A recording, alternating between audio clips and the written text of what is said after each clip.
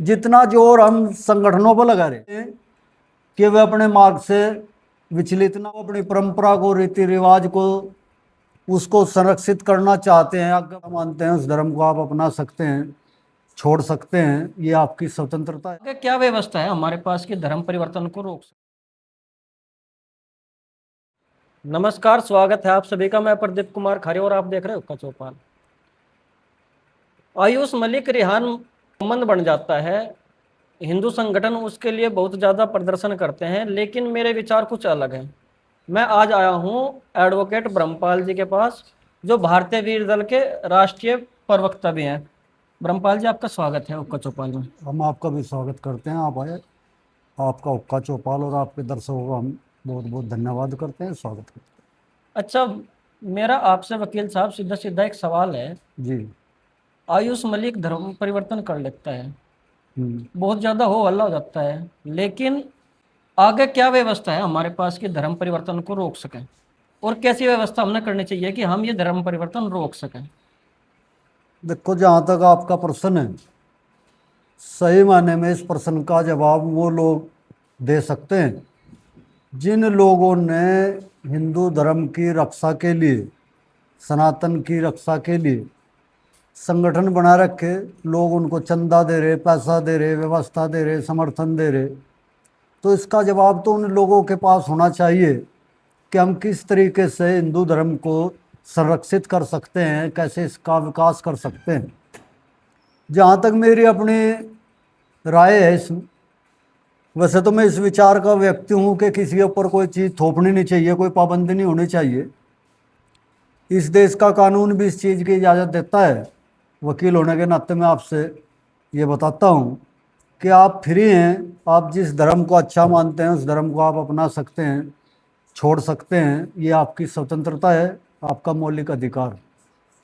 फिर भी मैं इस पे इतना कहना चाहूँगा कि अगर आप अपने धर्म को, अपनी परंपरा को, रीति रिवाज को, उसको संरक्षित करना चाहते हैं, आगे बढ़ाना चाहते हैं, तो उसके लिए हमें ठोस कार्यक्रम बनाने होंगे। उन ठोस कार्यक्रमों के माध्यम से अपनी आने वाली जनरेशन को, अपने बच्चों को, पीढ़ियों को हम ऐसी शिक्षा दें कि वे अपने मार्ग से विचलित ना हो। उनको ऐसा महसूस ना हो कि जिस धर्म में हम पैदा हुए हैं, जिस धर्म में हम रहते हैं, कि उस धर्म के अंदर कुछ नहीं है। उसकी अच्छाइयों को हमें गली गली, मोहल्ले मोहल्ले, घर घर जा कर के अपने बच्चों को, युवाओं को, किशोरों को उनको बताना चाहिए। और यहाँ तक के जो प्रौढ़ हैं, बड़े लोग हैं, वो धर्म परिवर्तन कर रहे हैं, तो उनको भी ऐसी शिक्षा हम दें कि वे भ्रमित ना हो, भटके ना। इसके लिए जितना जोर हम संगठनों पर लगा रहे, हाँ उल्ला करने पर लगाते हैं, इतना जोर हम इसके लिए अपनी शिक्षण संस्थान डेवलप करें, लोगों के लिए हेल्प सेंटर बनावें। समाज के अंदर, आपके धर्म के अंदर किस आदमी को किस चीज़ की पीड़ा है, उस पीड़ा को हम कैसे दूर कर सकते हैं, इसका व्यवस्था करें। ईसाई मिशनरी लोग जो है दूसरे मुल्कों में जा कर के अपने चैरिटेबल संस्थान चलाते हैं, अस्पताल चलाते हैं, शिक्षण संस्थान चलाते हैं, आर्थिक मदद करते हैं, लोगों को जो है विवाह की व्यवस्था करते हैं, तब कहीं जाकर के लोग जो है उनकी तरफ आकर्षित होते हैं। ऐसा नहीं है कि खाली कोई आदमी जो है किसी का प्रवचन सुन ले और प्रवचन सुनने के बाद जो है वो अपने धर्म को कन्वर्ट कर देगा ना। उसकी कुछ आर्थिक समस्याएं, उसकी कुछ पीड़ाएं, वे चीज़ें होती हैं, जब उनको दूर करते हैं तो आदमी उनका सहारा लेता है। यानी कि आपका कहने का मतलब ये है कि हमारे जो मंदिर हैं उन्होंने ये करना पड़ेगा कि अपने विकास की बजाय जो हमारे धर्म के लोग हैं उनका विकास करना पड़ेगा। जो गरीब तबके के लोग हैं, जो गरीब हैं, उनको शिक्षा की व्यवस्था करवावे, उनकी शादी जात जो है उनकी व्यवस्था करवावे, और उन्हें ज्ञान के लिए आगे बढ़े, उनके ज्ञान के लिए। हाँ, सिर्फ अपने ही धर्म के लिए नहीं, जो जिस धर्म में पैदा है वो तो उसमें ही। मैं ये कहना चाहता हूँ कि इंसानियत के नाते जो भी आपके आसपास पीड़ित है, दुखी है, सताया हुआ है, प्रताड़ना झेल रहा किसी भी तरीके से, आप उसकी प्रताड़ना को हटावें, उसके कष्ट को हटावें, उसकी ज़रूरत को पूरा करें। अपने को तो आप करे ही करेंगे, लेकिन अगर आप सिर्फ अपने घर के अंदर ही सुधार करते हैं तो इससे आपका गांव, आपका मोहल्ला डेवलप नहीं होगा। आप अपने साथ साथ अपने मोहल्ले को, अपने गांव को, अपने आसपास के तमाम लोगों को वो सुख सुविधाएं देने की कोशिश करें जिससे उसका कष्ट दूर हो जाए। तो उससे जो है आप डेवलप होंगे, दूसरा आदमी भी आपकी तरफ आकर्षित होगा, आप में कन्वर्ट होगा।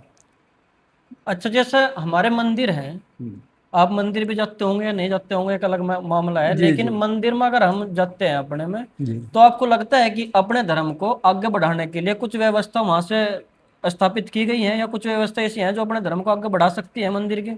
देखो, जहाँ तक मंदिर है, मंदिर का मैं तुम्हें मानता हूँ, मंदिर एक ऐसा केंद्र होना चाहिए जहाँ आदमी दुखी होकर जाता है, उसके अंदर कोई ना कोई एक पीड़ा होती है जिसको वो अपने इष्ट के सामने व्यक्त करना चाहता है, और उसको ऐसा बताया जाता है कि अपने इष्ट के सामने अपनी पीड़ा बताने से जो है उस पीड़ा को दूर करता है। लेकिन सच ये है कि उसने भी कहा कि मदद उसी की करता है वो जो खुद हिम्मत करता है, हिम्मत मर्दे मददे खुदा, ऐसा भी लोग कहते हैं। और ईश्वर जो है उसी की सहायता करता है जो खुद काम करता है। तो मंदिर से मतलब मेरा ये, यहाँ आप ये सोच के चलें कि एक ऐसा केंद्र होना चाहिए जहाँ एक विचारधारा के लोग जाते हैं, सनातन विचारधारा के लोग, वहाँ पर उनको जो है हर तरीके से ट्रेंड करने की आप व्यवस्था करें। वहाँ पर अगर आसपास पढ़ने की व्यवस्था नहीं है तो पढ़ाई की व्यवस्था करें।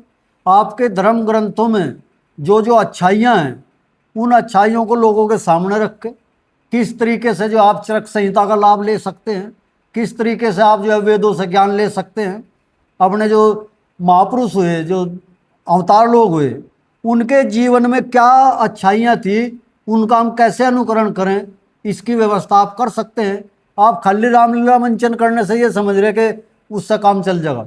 आज के युग में आपने जो है विज्ञान को साथ लेकर के समानता के आधार पर अपने समाज का विकास करने की सोच डेवलप करनी होगी, तब जाकर जो है आपका संरक्षण हो सकता है, आपका विकास हो सकता है, मैं ऐसा मानता हूँ।